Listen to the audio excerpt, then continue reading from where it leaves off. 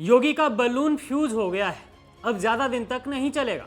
साधु होकर अहंकार में डूब गया है, ठाकुरवाद कर रहा है। क्या आप यकीन कर सकते हैं कि यह बयान बीजेपी के किसी विरोधी का नहीं है, बल्कि पार्टी के सबसे वरिष्ठ नेताओं में से एक सुब्रमण्यम स्वामी का है। जी हाँ, एक बार फिर स्वामी ने अपने ही घर में ऐसा बम फोड़ा है जिससे मोदी जी, योगी जी और अमित शाह जी की मुश्किलें बढ़ सकती हैं।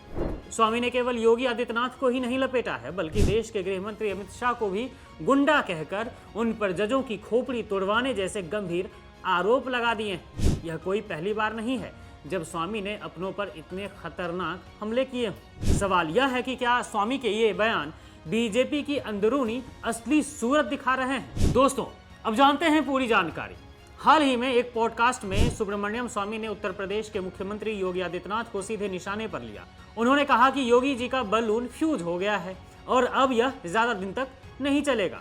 स्वामी ने आरोप लगाया कि योगी साधु होकर भी अहंकार में डूब गए हैं। योगी को आड़े हाथों लेने के बाद स्वामी ने देश के गृह मंत्री अमित शाह को भी नहीं बख्शा। उन्होंने उन्हें सीधा गुंडा बताते हुए उन पर जजों की खोपड़ी तोड़वाने तक के गंभीर आरोप लगा दिए। एक पार्टी के वरिष्ठ नेता द्वारा अपने ही गृह मंत्री के खिलाफ इस तरह का बयान देना अपने आप में राजनीतिक भूचाल लाने जैसा है। यह पहली बार नहीं है कि सुब्रमण्यम स्वामी ने बीजेपी के शीर्ष नेतृत्व को घेरा हो। इससे पहले भी वह गृह मंत्री अमित शाह को लेकर इसी तरह के तीखे और गंभीर बयान दे चुके हैं। हालांकि सबसे सनसनीखेज बात तब सामने आई थी जब उन्होंने नरेंद्र मोदी को सीधे निशाने पर लिया था। स्वामी ने दावा किया था कि पीएम मोदी के कुछ अजीबोगरीब वीडियो चीन के पास हैं और इस वजह से ही मोदी सरकार चीन के खिलाफ कोई सख्त कदम नहीं उठा पा रही है। उन्होंने यह भी कहा कि अगर भारत सरकार कुछ करेगी तो चीन वे वीडियोज लीक कर देगा। दोस्तों, स्वामी ने जो आरोप लगाया है शाह, मोदी और योगी पर, इस तरह के आरोप अंतर्राष्ट्रीय संबंधों और देश की सुरक्षा से जुड़े होने के कारण बेहद गंभीर माने जाते हैं। अब अगर आप कहेंगे कि स्वामी फालतू में बेतुका बयान दे रहे हैं, तो बता दें कि वो कोई साधारण व्यक्ति नहीं है। सुब्रमण्यम स्वामी को एक एकेडमिक और अर्थशास्त्री के रूप में माना जाता है, जिन्होंने हार्वर्ड विश्वविद्यालय से पीएचडी की है और वे अटल बिहारी वाजपेयी के नेतृत्व वाली सरकार में कैबिनेट मंत्री भी रह चुके हैं। वह लंबे समय से बीजेपी के सदस्य हैं, लेकिन पिछले कुछ सालों से वह पार्टी के शीर्ष नेतृत्व के आलोचक रहे हैं, क्योंकि शीर्ष नेतृत्व तानाशाही कर रहा है, शीर्ष नेतृत्व लोकतांत्रिक ढांचे पर प्रहार कर रहा है। दोस्तों, अब बात कर लेते हैं आरोपों के बारे में जो स्वामी ने लगाया है।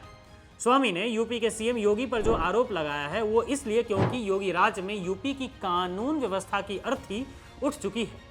देश में दलितों और अल्पसंख्यकों पर अत्याचार के मामले में यूपी सबसे अग्रणी राज्य है। महिला सुरक्षा में भी यूपी योगी सरकार में लगातार फिसड्डी हुआ है। जातीय हिंसा भी प्रदेश में बढ़ा है, जिसके चलते अब यूपी में योगी को कोई पसंद नहीं कर रहा है। बीजेपी में खुद योगी के चक्कर में दो फाड़ हो चुके हैं। नरेंद्र मोदी और शाह खुद इन्हें पसंद नहीं कर रहे हैं। और अब बात करते हैं शाह पर स्वामी ने जो आरोप लगाए हैं उसके बारे में। दरअसल सोहराबुद्दीन केस को लेकर जिसके आरोपी खुद अमित शाह भी थे, इस केस की सुनवाई कर रहे थे जस्टिस BH लोया, जो महाराष्ट्र के एक विशेष सीबीआई न्यायाधीश थे। लेकिन इनकी मौत तब हुई जब इन्होंने अमित शाह को कोर्ट में पेश होने के लिए कहा था। लेकिन इससे पहले ही 1 दिसंबर 2014 को उनकी मौत हो गई और फिर जज MB गोसावी ने दिसंबर 2014 में अमित शाह को सभी आरोपों से बरी कर दिया था, जिसके बाद लोया की मौत को लेकर शाह पर भी निशाना साधा गया था। वहीं अब बात करते हैं खुद को देश के महामहिम समझने वाले मोदी जी के बारे में। इनको लेकर स्वामी ने कहा था कि जब नरेंद्र मोदी गुजरात के मुख्यमंत्री थे तब उन्होंने चीन की कई यात्राएं की थी और इस दौरान कुछ ऐसे व्यक्तिगत कार्यकलाप या गोपनीय बातें हुई जिन्हें चीन ने रिकॉर्ड कर लिया। इसी के चलते मोदी जी चीन को कुछ